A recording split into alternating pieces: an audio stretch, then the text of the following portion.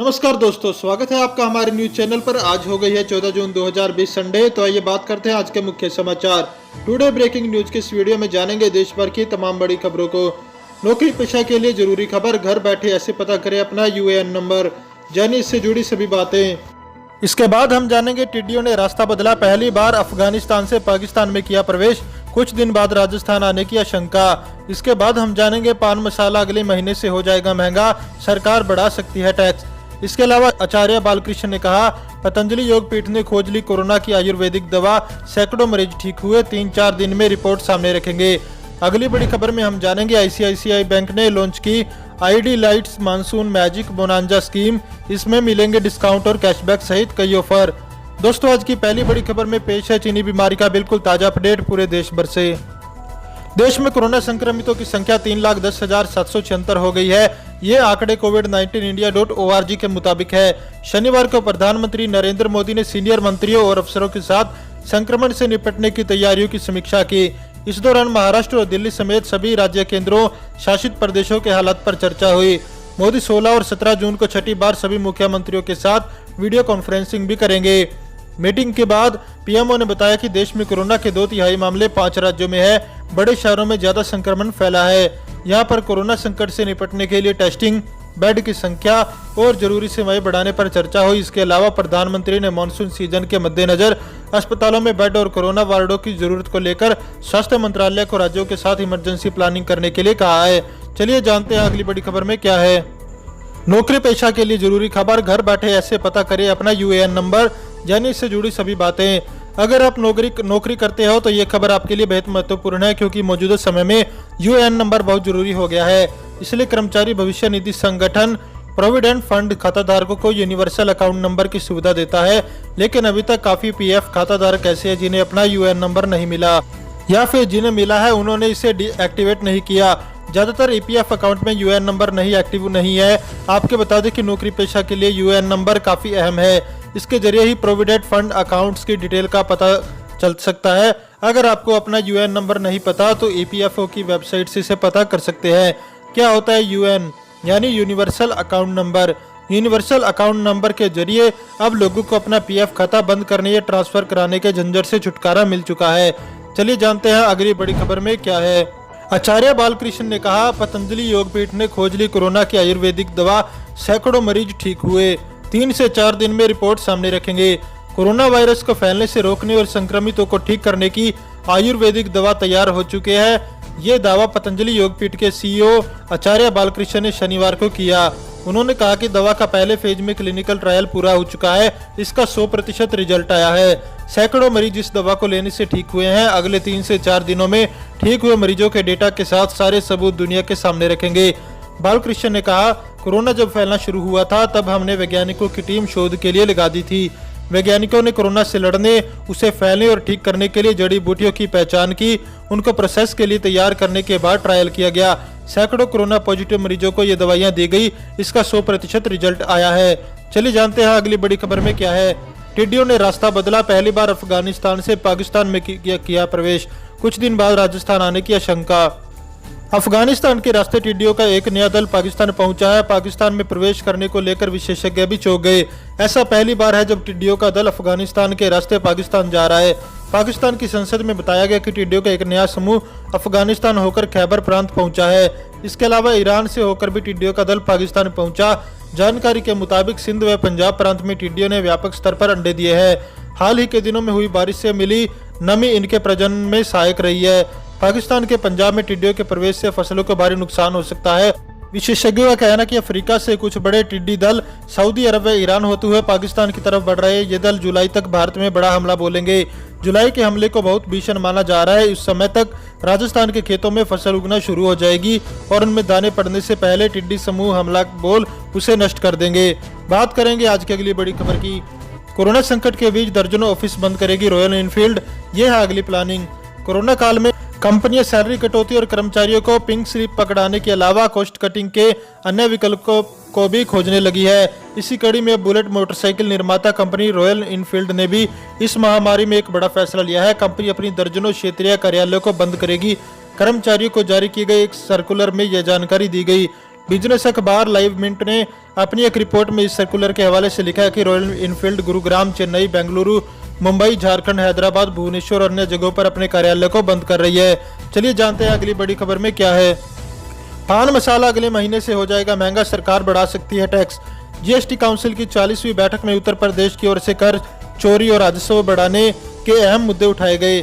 उत्तर प्रदेश की ओर बैठक में शामिल मंत्री ने कहा कि पान मसाला और ईंट भट्टों पर जीएसटी को लेकर विचार किया जाना चाहिए। ऐसे में माना जा रहा है कि अगले महीने यानी जुलाई से पान मसाला महंगा हो सकता है। वहीं ईंट पर जीएसटी बढ़ाए जाने से भवन निर्माण भी महंगा हो सकता है। वित्त मंत्री निर्मला सीतारमण ने बताया कि बैठक में उत्तर प्रदेश की ओर से पान मसाला और ईंट भट्टों पर जीएसटी को लेकर सवाल उठाया गया।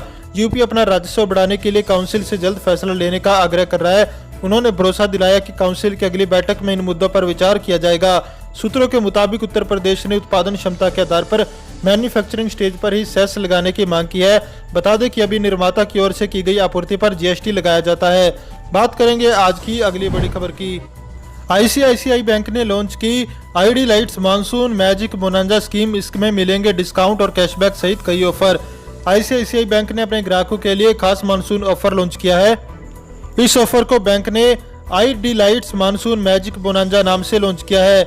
इस ऑफर के तहत बैंक ग्राहकों की जरूरतों को पूरा करने के लिए कई ऑफर्स और स्पेशल डिस्काउंट दे रहा है। ग्राहक आईसीआईसीआई बैंक के डेबिट और credit card, internet banking platform और मोबाइल एप्लीकेशन से इन ऑफर्स और डिस्काउंट लाभ ले सकते हैं।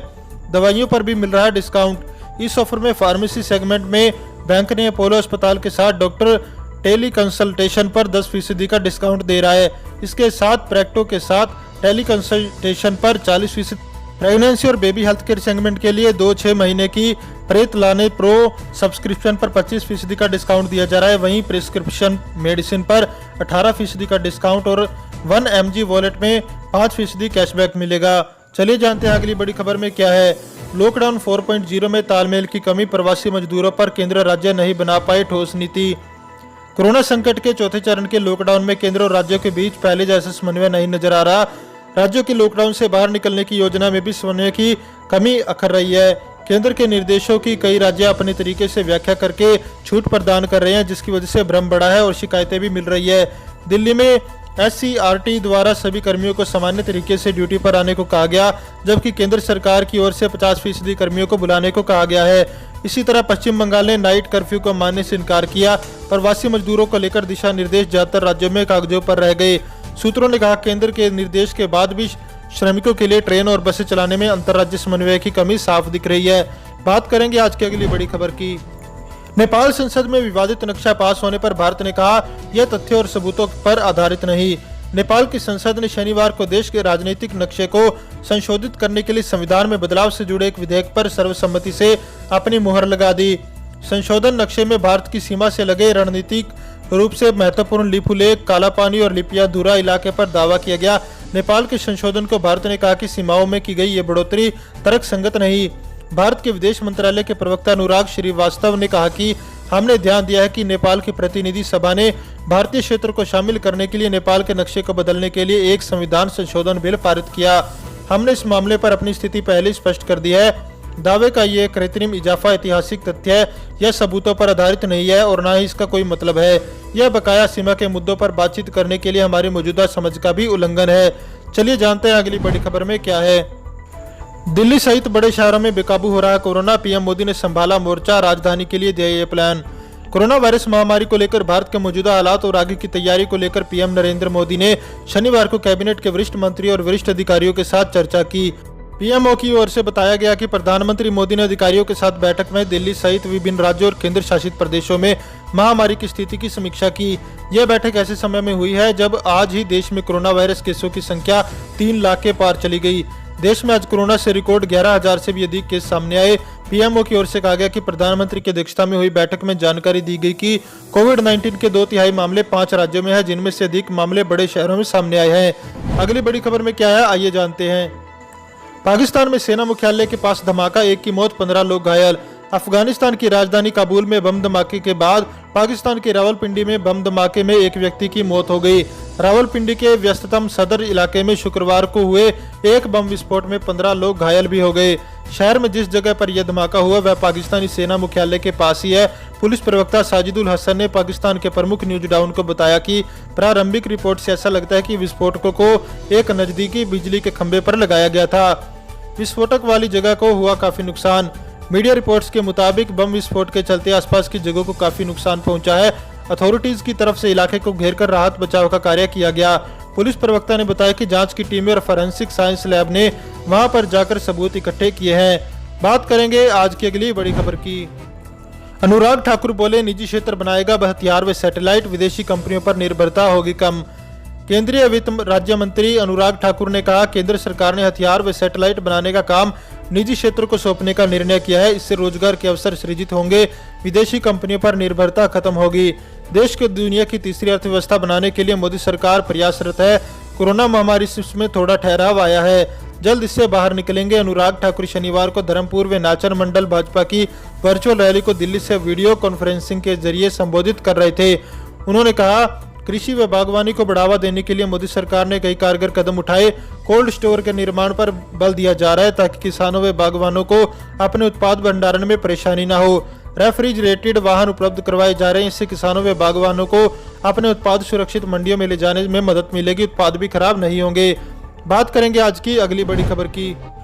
क्रिप्टो ट्रेडिंग करने वालों को लग सकता है बड़ा झटका, नए कानून की तैयारी में सरकार। केंद्र सरकार भारत में क्रिप्टो करेंसी पर प्रतिबंध लगाने के लिए नया कानून लाने की तैयारी में है। सरकार ये कदम सुप्रीम कोर्ट के 4 मार्च को आए आदेश को देखते हुए उठा रही है। सुप्रीम कोर्ट के 4 मार्च के आदेश में रिजर्व बैंक ऑफ इंडिया के 2018 के सर्कुलर में जारी उस निर्देश को खारिज कर दिया गया था, जिसमें आरबीआई ने बैंकों और वित्तीय संस्थाओं पर क्रिप्टो करेंसी का कारोबार करने या उससे संबंधित सेवाएं देने से प्रतिबंध लगा दिया था।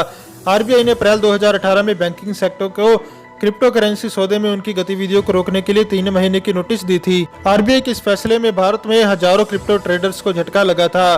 दोस्तों, इस वीडियो को लेकर आपका क्या कहना है, मैं कमेंट करके जरूर बताएं। वीडियो को लाइक करें और चैनल को सब्सक्राइब करके बेल आइकन के बटन को दबाएं, साथ ही साथ वीडियो को ज्यादा से ज्यादा शेयर करें।